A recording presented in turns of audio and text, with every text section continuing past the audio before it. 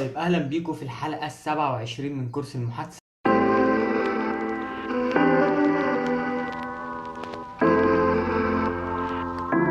الحلقة دي مهمة جدا عشان هنشرح أصعب قاعدة في اللغة الألمانية وهي حروف الجر. أنا عارف إنها بتفشخكم أنا عارف لأن هي تعبت الناس كلها، بس ولكن بص البساطة بالله عليك.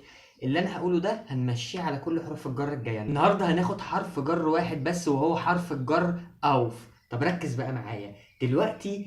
حرف الجر أوف ده إيه هي استخداماته؟ ولما أقول لك يعني إيه هي استخداماته، يعني إمتى أنا أستخدم حرف الجر أوف؟ يعني امتى ما اقولش ان وما اقولش اوبا امتى ما اقولش حرف الجر التانية الكتير؟ امتى اقول اوف بس؟ ركز معايا دلوقتي. بص ركز. دلوقتي الجملة اللي عندنا هتبقى مكونة من 3 حاجات. حلو. اول حاجة وهي عبارة عن فعل، تمام. تاني حاجة حرف الجر في النص. تالت حاجة وهو الاسم اللي بعد حرف الجر. ركز معايا.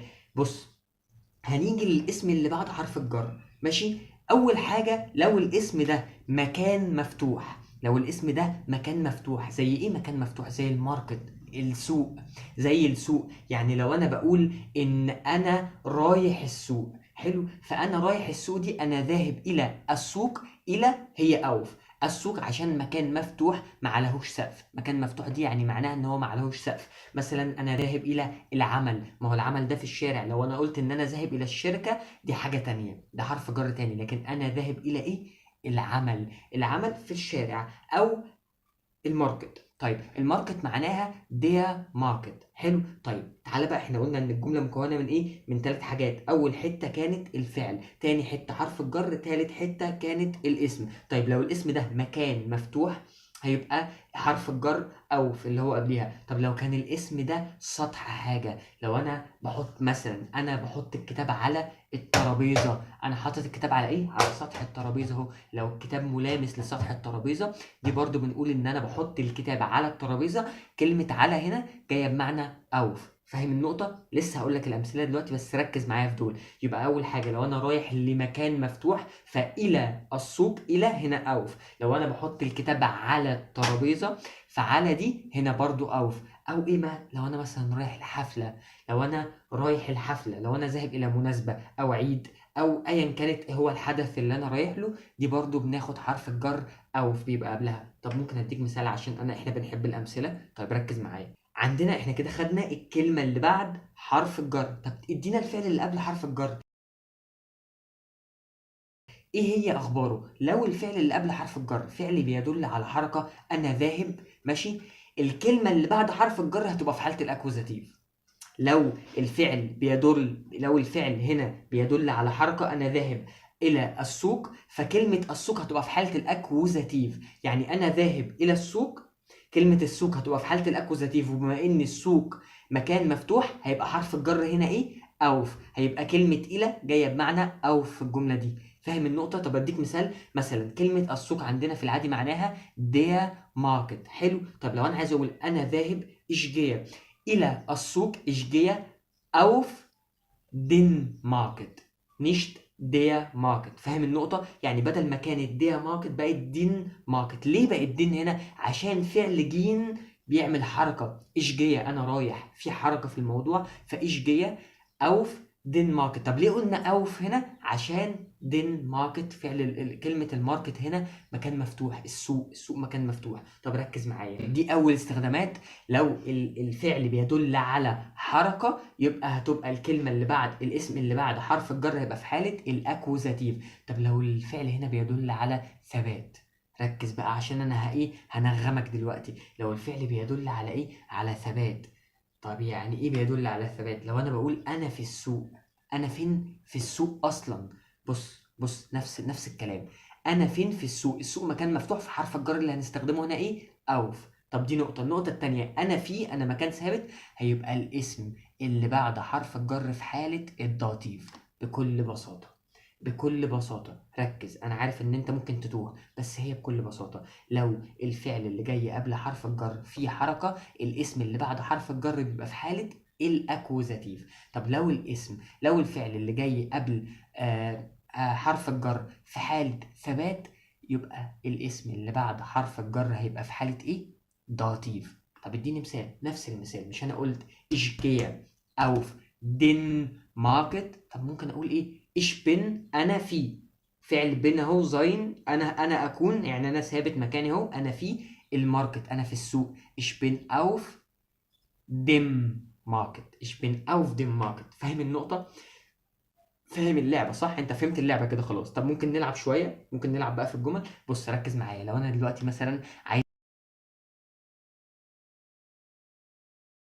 بص ركز معايا، لو انا دلوقتي مثلا عايز اقول ان انا بحط الكتاب على الترابيزه، انا اضع، فعل يضع معناه ليجن، انا اضع ايش ليجا، فعل يضع معناه ليجن، يضع في حركه اهو، انا بضع، انا بحط الكتاب، انا بحط الكتاب اهو، انا بحطه على الترابيزه.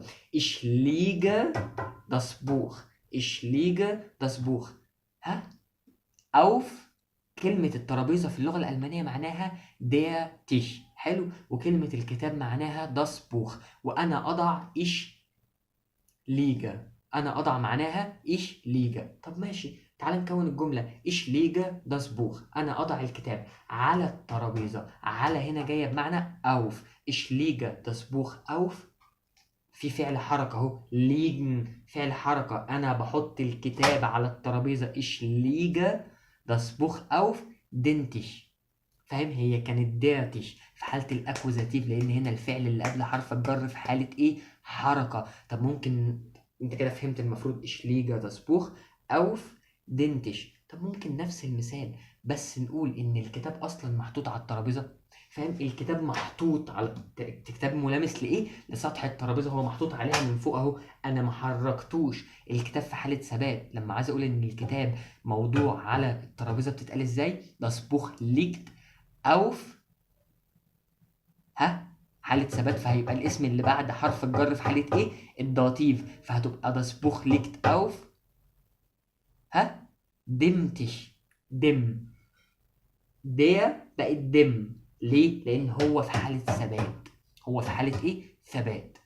بكل بساطة هي دي قاعدة أوف بكل بساطة، بس ليه استخدامات كتير تانية. احنا قلنا كده أول استخدام ايه؟ لو أنا رايح لمكان مفتوح، زي ich gehe auf den Market. ولو عايز اقول انا جوه الماركت، ich bin auf dem Market. طب لو عايز اقول انا بضع الكتاب على الترابيزه، ich liege das Buch auf den Tisch. طب لو عايز اقول انا، لو عايز اقول ان الكتاب محطوط اصلا على الترابيزه، انا ما حركتوش، الكتاب محطوط ايه؟ على الترابيزه. das Buch liegt auf dem Tisch، das Buch liegt auf dem Tisch. طيب ركز بقى معايا، كده عندنا استخدام اخير بيجي معاها حرف جر اوف، لازم تعرفها وتركز فيها. ماشي، انا شرحت بقيه الحاجات دي على تيك توك، فهحط لكم الفيديو بتاع تيك توك دلوقتي تتفرجوا عليه. بعد كده نكمل ايه بقى يا معلم؟ عايزين نعمل اختبار جامد على اللي احنا خدناه النهارده.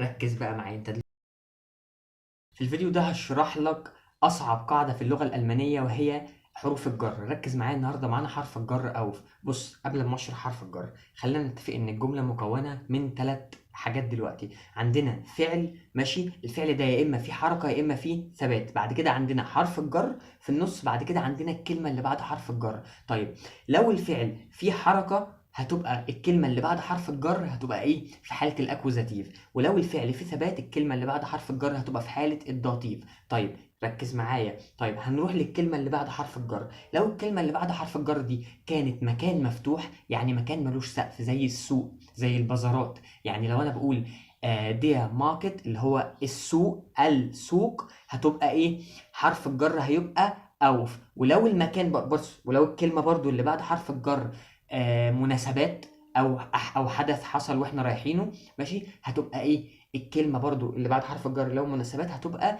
حرف الجر هيبقى اوف. طيب ركز بقى معايا عشان اللي جاي مهم. دلوقتي انا بقول ان لو الفعل فيه حركه، هتبقى الكلمه اللي بعد حرف الجر في حاله الايه؟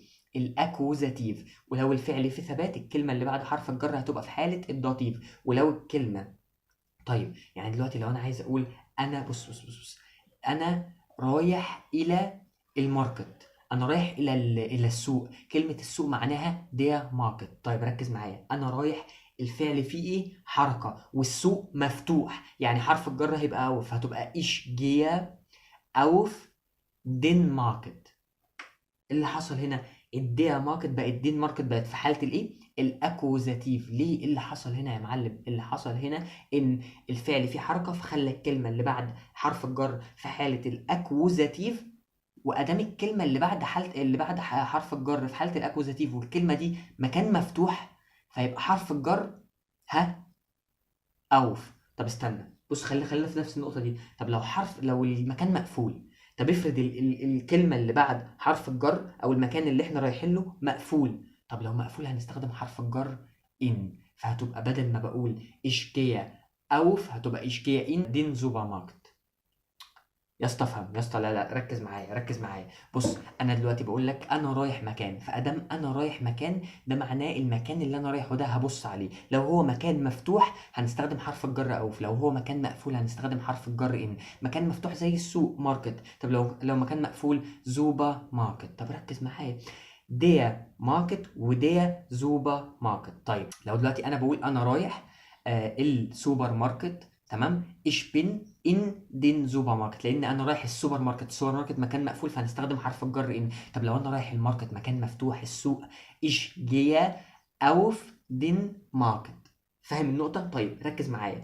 دلوقتي لو انا عايز اقول، بص نفس الجملة، لو انا عايز اقول انا في الماركت او انا في السوبر ماركت، فاهم النقطة؟ لو أنا عايز أقول أنا هناك أصلا، يعني أنا ثابت مكاني، الفعل اللي قبل حرف الجر فيه إيه؟ ثبات. طب والكلمة اللي بعد حرف الجر فيها إيه؟ مكان مفتوح، فهنستخدم حرف الجر أوف. فأنا دلوقتي هقول إيش بن أوف ديم ماركت.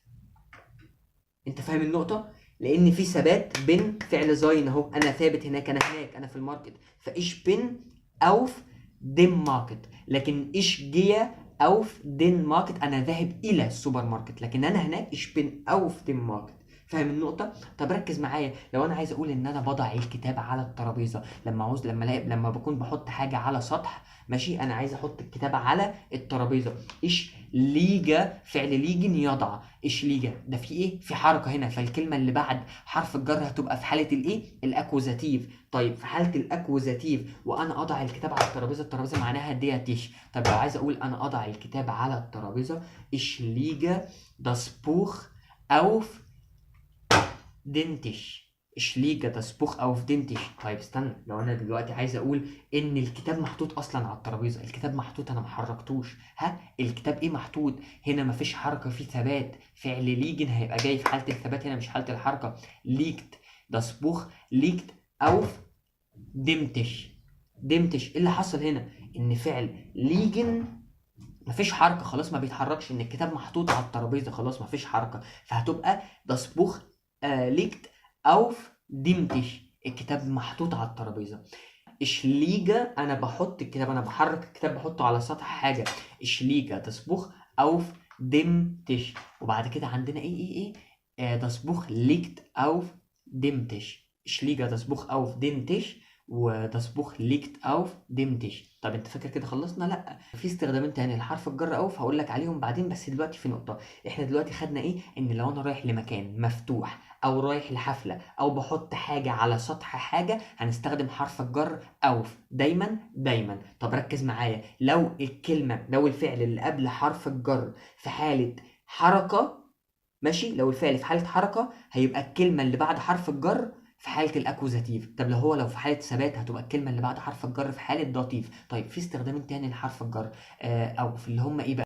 مثلا انا قاعد على الانستجرام دلوقتي، لو انا مثلا عايز اقول، لو حد بيسالني بيقول لي انت بتعمل ايه، انا قاعد على الانستجرام، ich bin auf انستجرام، ich bin auf يوتيوب، ich bin auf تيك توك، انا قاعد على التيك توك، انا قاعد على الانستجرام. فاهم النقطه؟ انا قاعد على، هي دي انا في حاله ثبات على فكره، دي في حاله الداتيف. يعني لو قلت انا قاعد على الترابيزه هتبقى الترابيزه في حاله الداتيف. لو قلت انا قاعد على، دايما في حاله الداتيف، دايما في حاله الداتيف عشان في ثبات.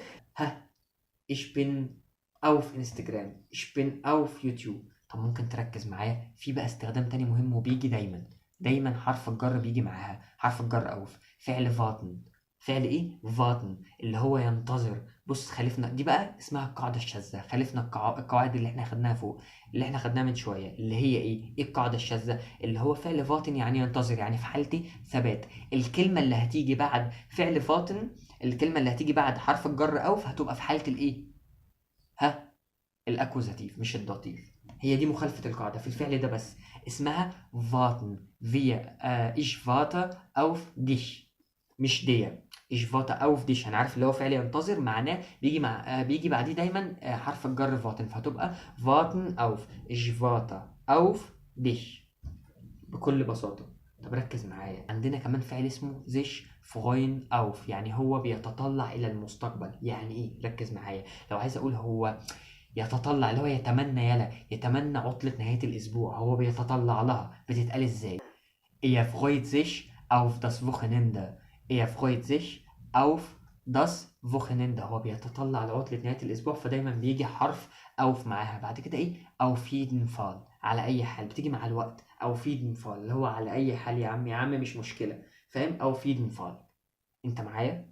أنت معايا؟ أو auf Wiedersehen، أراك مرة أخرى.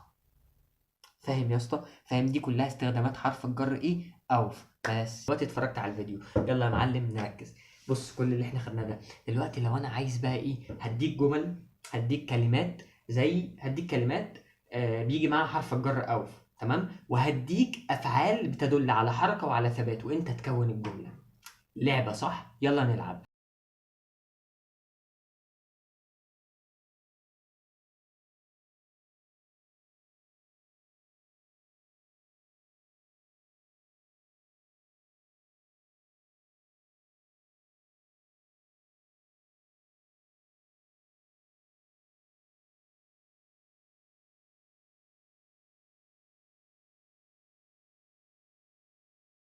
طيب هبعت لك بقى تدريب على الجروب وانت تحله لي. هديك كلمات، حلو، كلمات اسطح، حاجات ممكن نحط عليها الكتاب، ممكن نحط الكرسي، ممكن احنا نقعد عليها، ممكن احنا نحط حاجه فوقيها، تمام؟ وهديك افعال بتدل على حركه وبتدل على ثبات، وانت اعمل لي منهم جمل، تمام؟ ولو عايز يا معلم تتعلم معايا الماني بكل سهوله، بكل سهوله، اتمنى تنضم معانا في كورس المحادثة عشان نعلمك ألماني. واستنونا الفيديو الجاي إن شاء الله، هنشرح كام حرف جر تاني مع بعض، بس بنفس الطريقة دي، نفس الطريقة اللي احنا خدناها النهاردة. ايه الطريقة اللي احنا خدناها؟ اللي هو عندنا الجملة مكونة من 3 في حكاية حروف الجر دي. أول حاجة الفعل ده هنبص عليه بيدل، بص أول حاجة فعل حرف جر اسم، الاسم لو بيدل على مكان مفتوح أو مناسبة او سقف حاجه، اللي هو حاجه سطح حاجه، طيب هنستخدم حرف الجر او. بعد كده هنبص على الفعل، هل الفعل ده في حاله حركه ولا في حاله ثبات؟ لو في حاله حركه الاسم اللي بعد حرف الجر هيبقى ايه؟ في حاله الاكوزاتيف. ولو في حاله ثبات هيبقى الاسم اللي بعد حرف الجر هيبقى في حاله داتيف. وبنلعب يا معلم. حلو الكلام. اتمنى تكون الحلقه سهله، اتمنى تكونوا فهمتوا، يا رب يكون الموضوع بقى سهل عليكم، عشان هو كان صعب عليا وانا بتعلمه، فيا رب اكون عرفت اسهله عليكم مش اصعبه اكتر. لو حابب تنضم معانا في كورس المحادثه، كلمنا على الرقم اللي تحت على واتساب وهقول لك التفاصيل. سلام.